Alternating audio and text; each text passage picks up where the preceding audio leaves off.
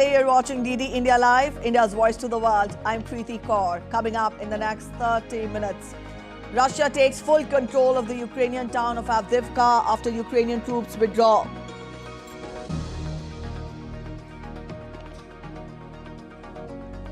Forging naval alliances for a secure maritime future, India set to host 9-day mega naval exercise Milan 2024 in Visakhapatnam, Andhra Pradesh. Indian Prime Minister Narendra Modi to launch over 14,000 projects across Uttar Pradesh today.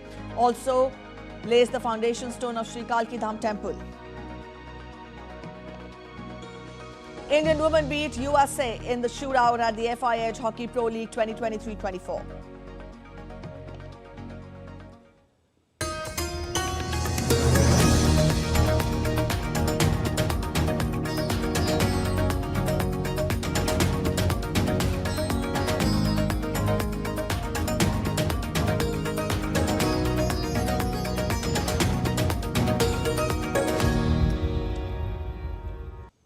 India is all set to host a 9-day mega naval exercise in Visakhapatnam from 19th of February.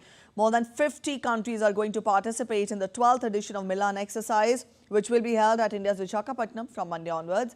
The 9-day exercise will be an excellent platform for the participating navies to share ideas to enhance security on the high seas and ensure safety of maritime commerce for growth and prosperity of all. In addition to building bridges of friendship and strengthening of relationship, sea exercise would enhance interoperability, enable exchange of best practices, and will boost confidence to undertake missions together in the future to tackle common challenges.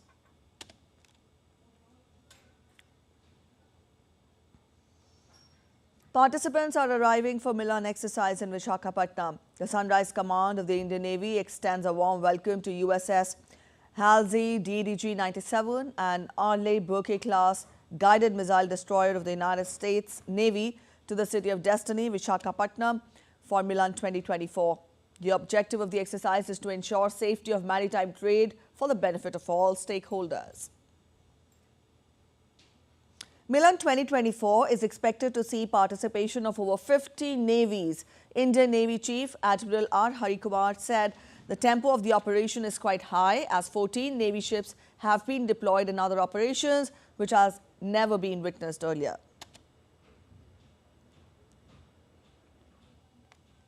Both the carriers are going to be there for Milan per se. But the operationalization of the carrier, in the sense the integration to the fleet and participation to the fleet, that is going to happen in 10 days' time. On completion of Milan, the carriers as well as the escort ships, they will all go to the western seaboard. And we're going to integrate them. Tempo of operation is quite high in the western seaboard right now because 10 of our ships are deployed for anti-drone measures and another 3 ships are deployed for 3 to 4 ships are deployed for anti-piracy operations, which is unprecedented. It's not been this case earlier. President of India, Draupadi Murmu, will begin her visit to Andaman and Nicobar Islands from today. On February 19th, the President will lay a wreath at Martyrs' Column and visit the Cellular Jail Complex and Museum. Later, the President will visit Dr. B.R. Ambedkar Institute of Technology, Port Blair, to attend a civic reception to be hosted in her honor. On February 20th, the President will visit Indira Point and Campbell Bay. She will also visit Subhash Chandra Bose Island and witness the light and sound show. On February 21st, the President will interact with members of PVTGs of Andaman and Nicobar Islands at Raj Niwas, Port Blair.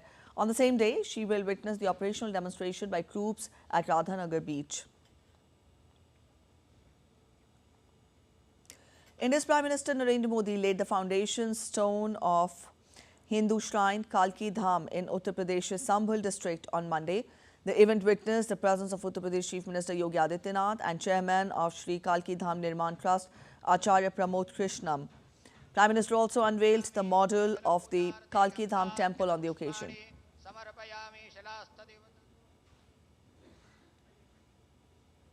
The program also witnessed participation of many saints, religious leaders and other dignitaries.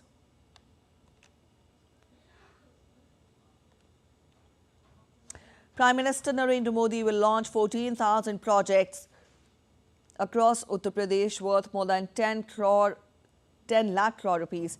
The projects relate to sectors like manufacturing, renewable energy, IT and ITES, food processing, housing and real estate, hospitality and entertainment, education, among others. The program will be attended by about 5,000 participants.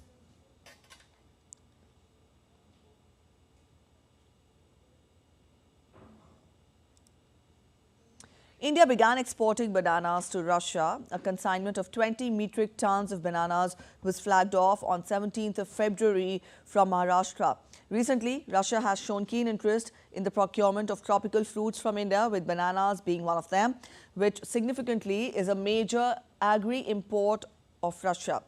The major export destinations for Indian bananas include Iran, Iraq, UAE, Oman, Uzbekistan, Saudi Arabia, Nepal, Qatar, Kuwait, Bahrain, Afghanistan and the Maldives. Additionally, the USA, Russia, Japan, Germany, China, the Netherlands, United Kingdom and France present India with abundant opportunities for exports. Bananas in fact are a major horticulture produce, with Andhra Pradesh being the largest banana producing state in India, followed by Maharashtra, Karnataka, Tamil Nadu and Uttar Pradesh. Now, these 5 states collectively contribute about 67% of India's banana production in the fiscal year 2022-23. Also in the same year, India exported bananas worth $176 million. Within the next 5 years, banana exports from India are expected to achieve the target of $1 billion. Now, this achievement will ensure an increase in farmers' income and improve the livelihood of more than 25,000 farmers, and is estimated to generate employment for more than 50,000 aggregators directly or indirectly linked to the supply chain.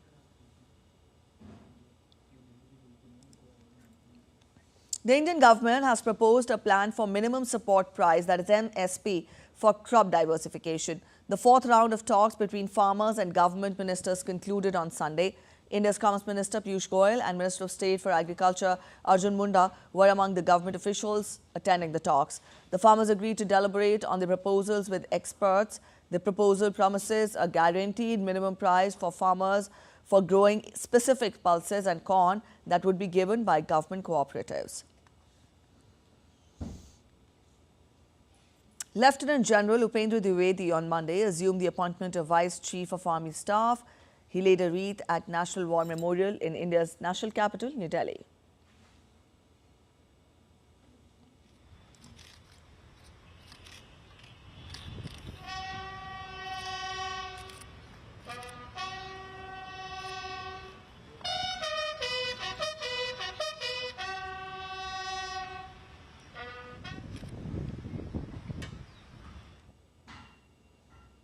Indian Meteorological Department has forecast for an intense spell of rainfall and snowfall over the Western Himalayan region for the next 2 days. The Met Department said that rainfall is likely over the plains of northwest India till 21st of February. The department alerts for fairly widespread moderate rainfall over North India's Punjab, Haryana, Delhi, West Uttar Pradesh and Rajasthan.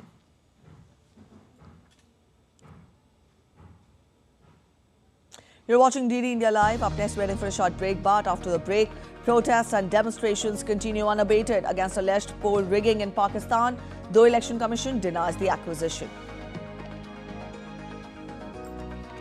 Ground staff at German airline Lufthansa will go on a strike on Tuesday.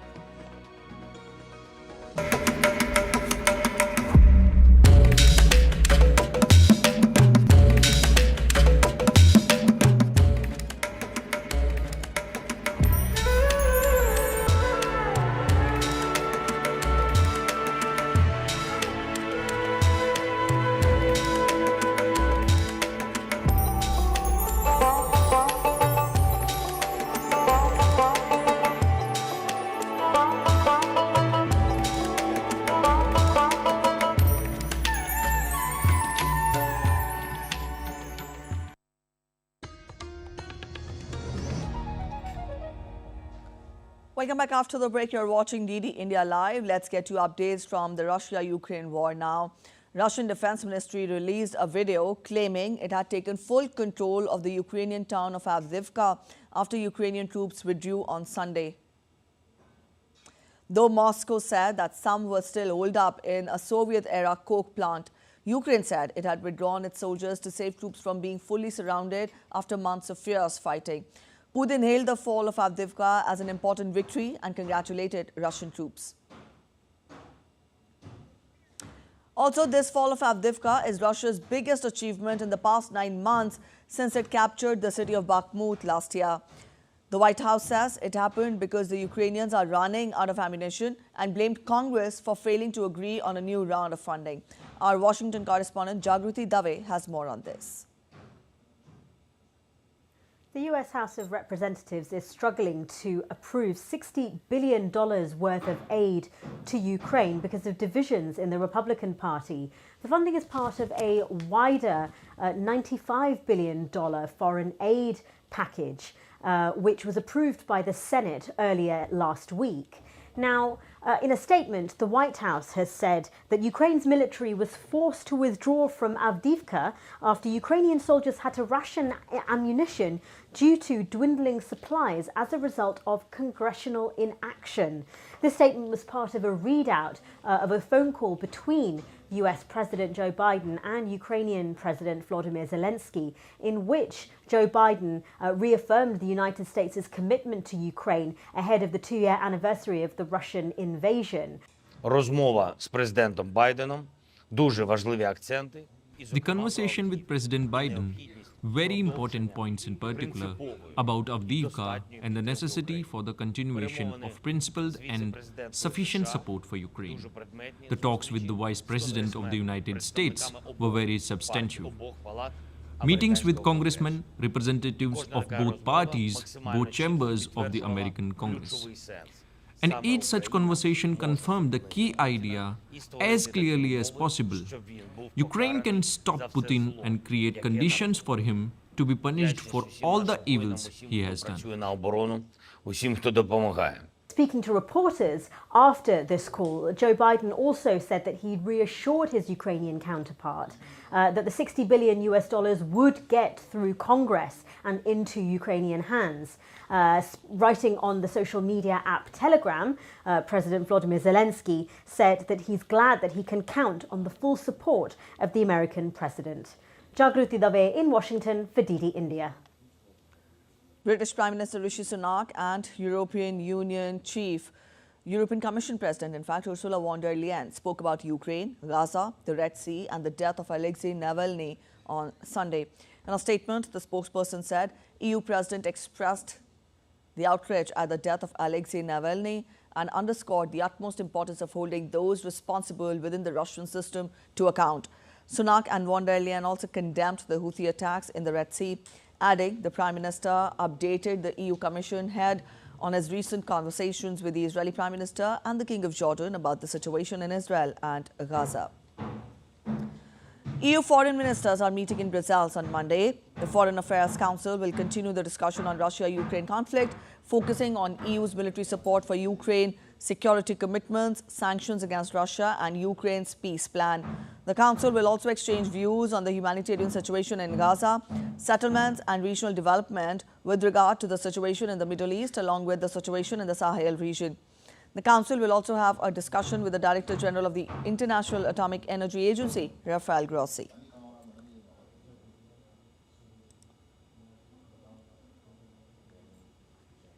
Japan hosted Ukrainian Prime Minister Denis Shmyhal on Monday in Tokyo to discuss the reconstruction of Ukraine and pledging a new bilateral tax treaty as the Ukraine conflict rages on. Japan's Prime Minister Fumio Kishida said in a speech opening the talks that they stood with and continue to stand with Ukraine. As Russia's offensive in Ukraine enters its third year, Japan has pledged more than $10 billion worth of financial aid as it seeks to show solidarity with Kyiv's war effort. ゼレンスキー大統領はウクライナへの支援は慈善事業ではなく世界の安全保障と民主主義への投資だと述べられました。私はさらに新しい意義を加えたいと思います。それは未来への投資です。経済復興、産業高度化のフェーズに至るまで、また復旧・復興を持続可能とする基盤整備を含め、生活再建を後押しし、新たな産業創出でウクライナの経済発展に貢献すべく、さまざまな取り組みを進めていきます。Amidst the unrest in Red Sea, British maritime security firm Ambrey reported an attack on British general cargo ship at a strait between Yemen on the Arabian Peninsula and Djibouti and Eritrea in the Horn of Africa. Now, according to United Kingdom Maritime Trade Operations, the attack took place on the south of Yemen's Al-Mukha at Bab al-Mandab Strait. Though the strike was within the close proximity to the vessel, no casualties have been reported. The United States conducted 5 self-defense strikes in the areas of Yemen controlled by Iranian-backed Houthi militia on Saturday. It said it struck 3 mobile anti-ship cruise missiles, 1 unmanned underwater vessel, and 1 unmanned surface vessel, as it presented an imminent threat to U.S. Navy ships and merchant ships in the area. Commercial vessels in Red Sea have been under fire as Houthi disrupt the global shipping traffic.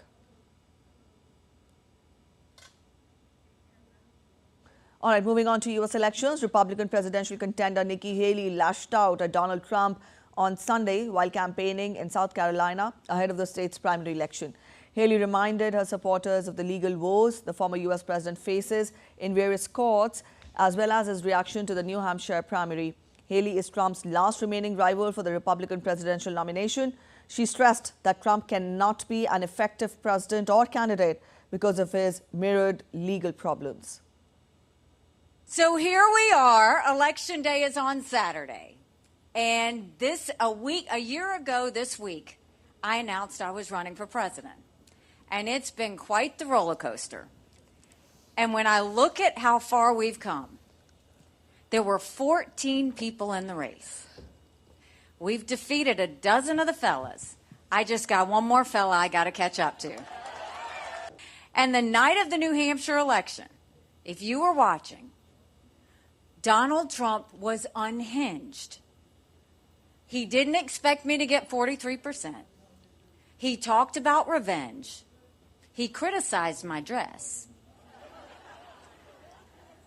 Then the next day he went and he said anybody that supports her is barred permanently from MAGA. The issue is, if you're running for president of the United States, it's all about addition. You want people to come in. You don't want to push people away. In Pakistan, protesters demonstrated in Quetta on Sunday against alleged poll rigging in the recently concluded general election. The sit-in demonstrations outside Deputy Commissioner's office began after elections were held earlier this month. Questions have been raised about the fairness of the election, and there have been demonstrations across the country with protesters alleging election rigging. The Election Commission has denied such accusations and said that legal forums would address any specific concerns.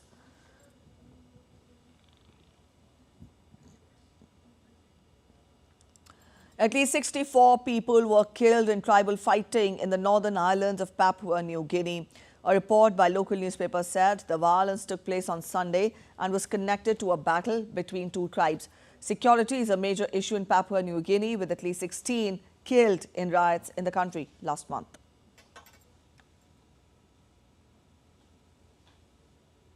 Huge crowds took to the street of Mexico City to protest against their president's government targeting the country's ruling party in advance of the country's June 2nd elections.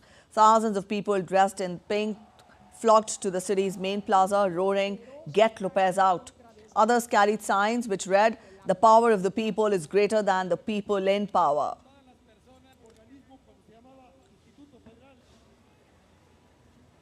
Thailand's jailed former Prime Minister Thaksin Shinawatra was released on parole on Sunday.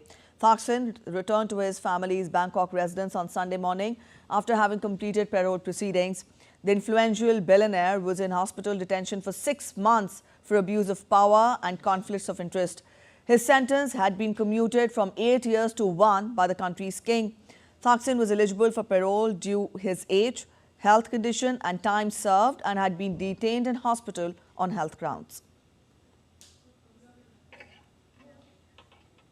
The House of Representatives of Nepal on Sunday passed the Financial Procedures and Financial Liability Ordinance 2080 by a majority. Finance Minister of Nepal, Dr. Prakash Sharan Mahat, tabled the ordinance. The ordinance opened the door for the government to submit the principles and priorities of the budget before the Parliament within the last week of February. The previous deadline for setting the budget ceiling was also amended through the ordinance.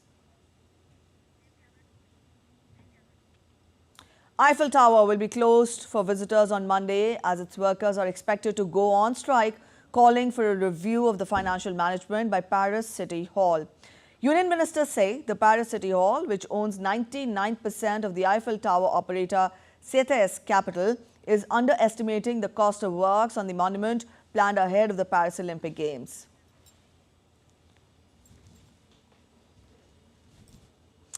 All right, Egypt's Antiquities Authorities has opened a new section of the Citadel of Cairo to the public for the first time, featuring two semicircular towers. The Citadel, one of the world's largest medieval citadels, was built around 1176 AD. The Citadel was previously used as a private events space and housed army and police barracks. Ground staff at the German airline Lufthansa will go on a strike on Tuesday, which is going to be the latest industrial action to hit Germany's transport sector as workers demand more pay. The airports affected are Frankfurt, Munich, Hamburg, Berlin, Düsseldorf, Cologne and Stuttgart after the announcement by Verdi Union on Sunday. A similar strike caused the cancellation of 900 out of 1,000 planned flights at the start of February. Germany, Europe's largest economy, has been hit with a number of nationwide strikes affecting air travel, railways and public transport.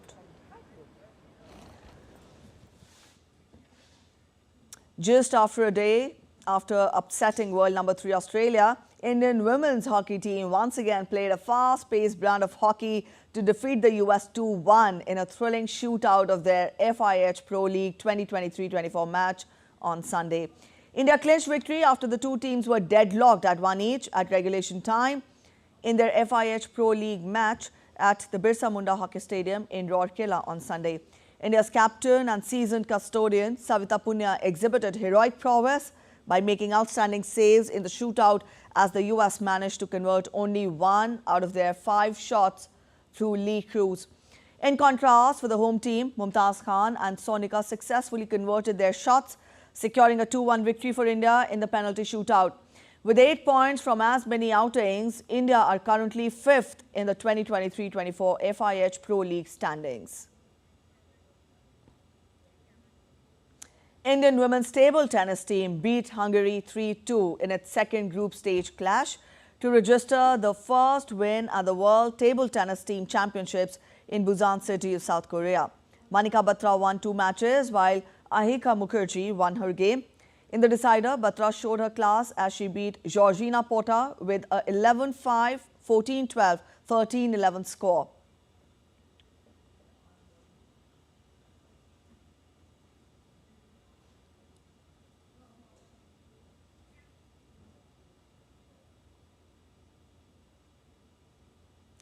Getting you the men's action now, the Indian men's team lost to Poland 3-1 in its second group stage match. India's veteran paddler Achanta Sharat Kamal was defeated by Jakub Dijus in the opening match of the tie. Indian men will be up against South Korea on Monday and New Zealand on Tuesday.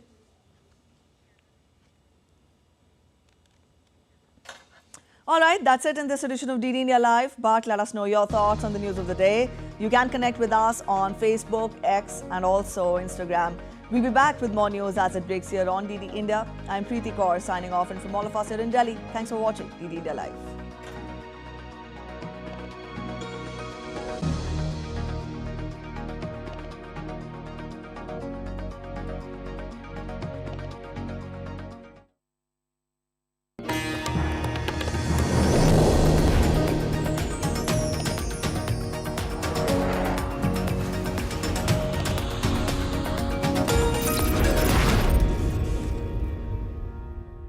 In a world that never stops, where information